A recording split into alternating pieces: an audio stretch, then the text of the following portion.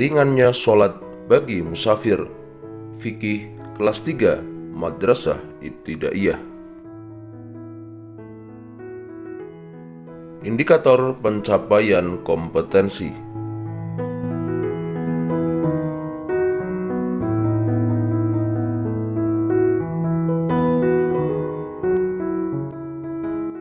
Safar secara bahasa berarti melakukan perjalanan, sedangkan secara istilah, safar adalah seseorang keluar dari daerahnya dengan maksud ke tempat lain yang ditempuh dalam jarak tertentu.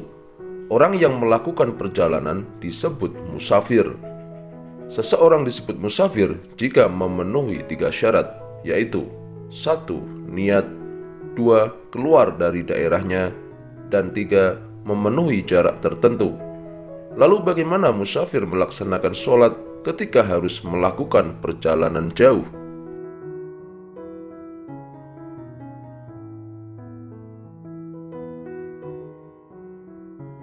Ketentuan rukhsah sholat bagi musafir. Seorang musafir mendapatkan rukhsah atau keringanan dari Allah Subhanahu wa Ta'ala dalam pelaksanaan sholat. Rukhsah tersebut adalah 1. Mengqashar sholat yang bilangannya 4 rakaat menjadi 2. 2. Menjamak sholat duhur dengan asar dan maghrib dengan isya. 3. Sholat di atas kendaraan.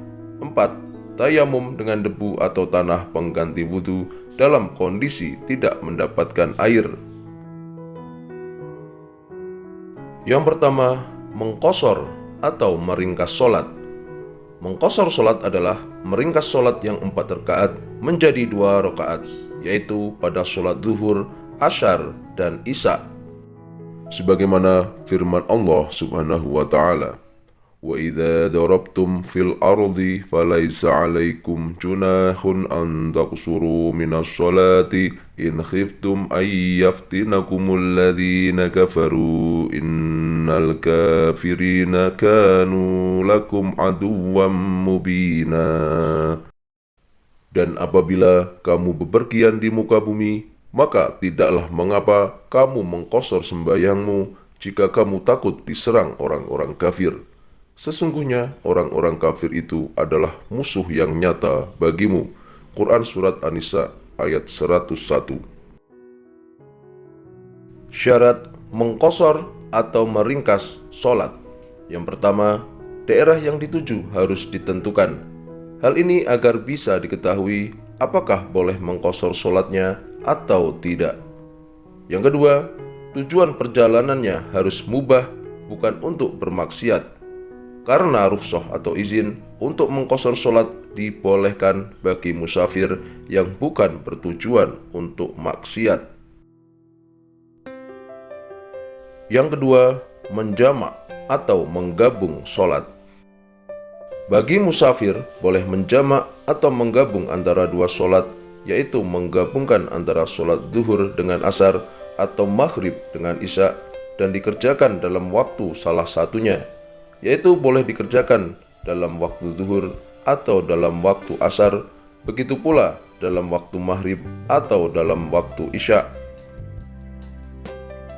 Hendaklah azan untuk 1 kali sholat dan iqamah pada setiap sholat, yaitu 1 kali azan cukup untuk zuhur dan asar, dan iqamah untuk setiap sholat.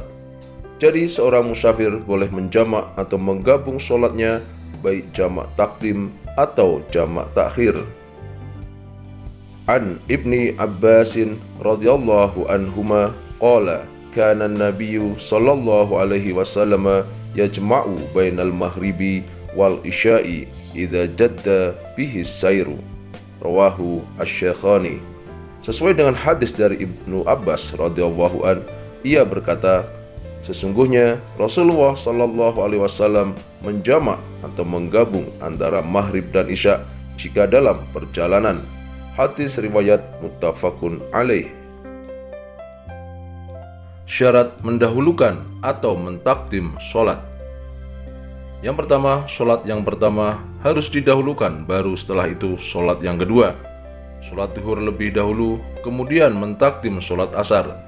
Begitu pula sholat maghrib lebih dahulu, kemudian mentakdim sholat isya. Yang kedua, harus niat menggabung jamak antara sholat pertama dan kedua dan niat dilakukan waktu melakukan sholat pertama. Berikut adalah niat menjamak sholat duhur dengan asar. Nawaitu usolli fardhu dhuhri rok'ataini jam'an bil asri taqdiman wa qasran lillahi ta'ala. Saya berniat sholat duhur 2 rakaat jamak takdim dengan asar dan dikosor karena Allah Ta'ala.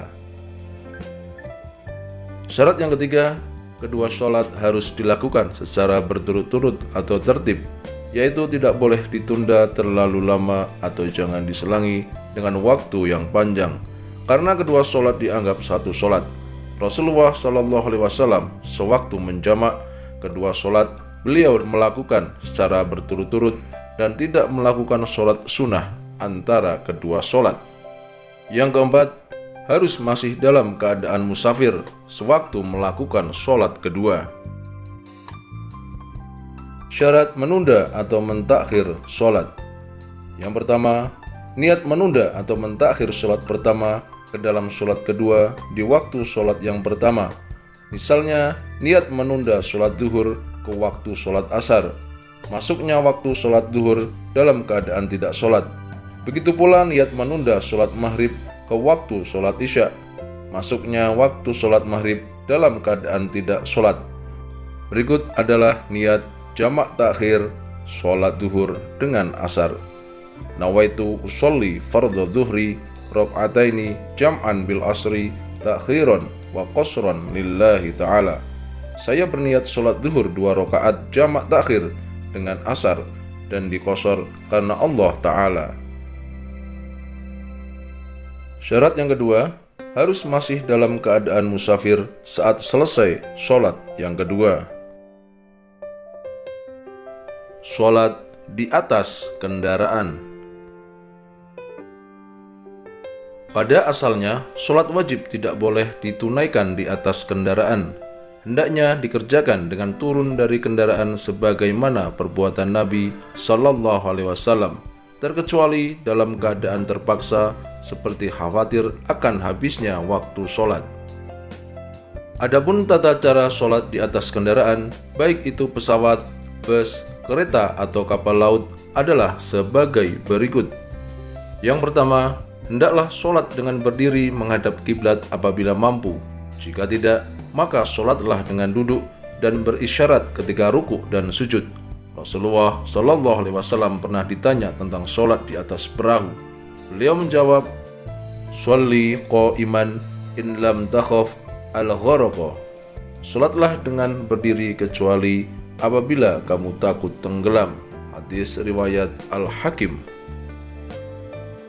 Yang kedua, berusahalah tetap sholat berjamaah, terutama bagi laki-laki. Apabila dalam kendaraan ada ruang yang bisa digunakan sholat berjamaah, maka sholatlah dengan berjamaah walaupun hanya 2 orang. Bila tidak, maka sholatlah berjamaah dengan duduk. Yang ketiga, kerjakan sholat seperti biasa. Niat dalam hati, takbiratul ihram, membaca doa iftitah, membaca Al-Fatihah, membaca surat dalam Al-Quran, ruku, kemudian bangkit dari ruku, lalu sujud. Keempat, bila tidak mampu ruku, maka cukup dengan menundukkan kepala dan engkau dalam keadaan berdiri. Yang kelima, bila tidak mampu sujud, maka cukup dengan duduk seraya menundukkan kepala. Keenam, apabila sholatnya dikerjakan dalam keadaan duduk, maka ketika ruku dan sujud cukup dengan menundukkan kepala dan jadikan posisi kepala untuk sujud itu lebih rendah. Tayamum bagi musafir. Saat bepergian atau di atas kendaraan, untuk melaksanakan sholat terkadang mengalami kendala sulitnya mencari air. Maka pada saat tidak menemukan air untuk berwudu, atau ada air namun oleh pemilik air tidak diperbolehkan digunakan berwudu, seperti ketika berada di dalam pesawat, oleh petugas tidak diperbolehkan menggunakan air untuk berwudu karena dikhawatirkan dapat mengganggu sistem pesawat, sehingga dikhawatirkan membahayakan keselamatan para penumpang. maka dalam kondisi ini diperbolehkan tayamum, yaitu bersuci dengan debu. Batas mulai diperbolehkan mengambil rukhsah. Batas mulai diperbolehkan jamak dan qashar adalah pada saat musafir telah melewati batas desanya. Begitu juga batas akhir mulai tidak diperbolehkan melakukan qashar atau jamak bagi seorang musafir adalah pada saat mulai memasuki batas desa di mana dia akan tinggal atau bermukim. Kalau musafir melakukan qashar dan jamak takhir saat perjalanan pulang, hendaknya melakukan sebelum masuk batas desanya. Kalau musafir terlanjur masuk desa tersebut, maka tidak lagi berhak atas keringanan seperti jamak atau qashar. Hikmah rukhsah sholat bagi musafir. Adanya rukhsah atau keringanan merupakan bagian dari kasih sayang Allah Subhanahu wa Ta'ala pada hambanya dan bukti bahwa Islam adalah agama yang mudah dan tidak memberatkan sebagaimana firman-Nya, yuridullahu bikumul yusra wa la yuridu bikumul usra. Allah menghendaki kemudahan bagimu dan tidak menghendaki kesukaran bagimu. Quran Surat Al-Baqarah ayat 185. Juga firman Allah Subhanahu wa Ta'ala yaitu, yuridullahu ayyukhaffifa ankum wa khuliqal insanu dha'ifa. Allah hendak memberikan keringanan kepadamu dan manusia dijadikan bersifat lemah. Quran Surat An-Nisa ayat 28. Diriwayatkan oleh Abu Hurairah, Rasulullah Shallallahu Alaihi Wasallam bersabda, Inna dina yusrun walan yushadda dina ahadun illa ghalabahu. Sesungguhnya agama ini mudah dan tidak ada orang yang berlebih-lebihan dalam agama ini kecuali akan mengalahkannya, tidak mampu melakukannya. Hadis riwayat Bukhari.